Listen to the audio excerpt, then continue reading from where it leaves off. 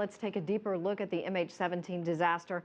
And for that, I'm joined in the studio now by former U.S. diplomat James Jeffery. He is a distinguished visiting fellow at the Washington Institute and a member of the Council on Foreign Relations. And thanks you so much, Mr. Jeffries, for being here. We know now that they're meeting and they're talking about handing over the black boxes. Why have they held back for so long? Well, I think for two reasons. First of all, they do not want concrete evidence that will underscore what Secretary Kerry said yesterday, that Russian-supported rebels using weapons supplied by Russia shot down a commercial aircraft and killed almost 300 people. So why did they finally agree to hand them over? It's a good question, and I think it's mounting international pressure.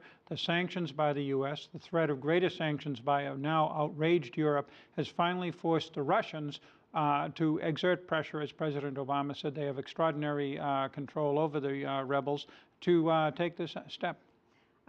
Over the past 24 hours, we've seen other leaders making phone calls to President Putin. I know President Obama has renewed his demands, putting pressure on him. Is he really that influenced by the West? Is it more the EU? It's a very good question. The EU in particular, because that's his primary market for gas sales, and the EU is less willing to take hard action than America has traditionally been.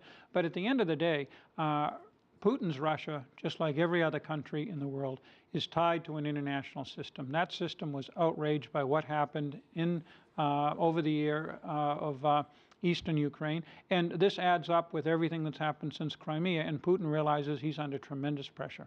Have you ever seen anything like this where separatists or rebels denied access to a crime scene? Separatist groups, including some that America has supported in the past, often have their own agendas and they're hard to control.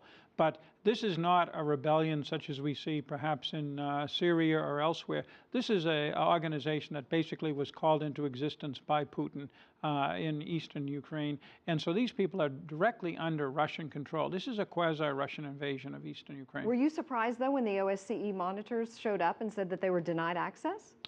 Given the history of the OSCE monitors, where they've been detained for weeks by these very same rebels, nothing would surprise me with this game.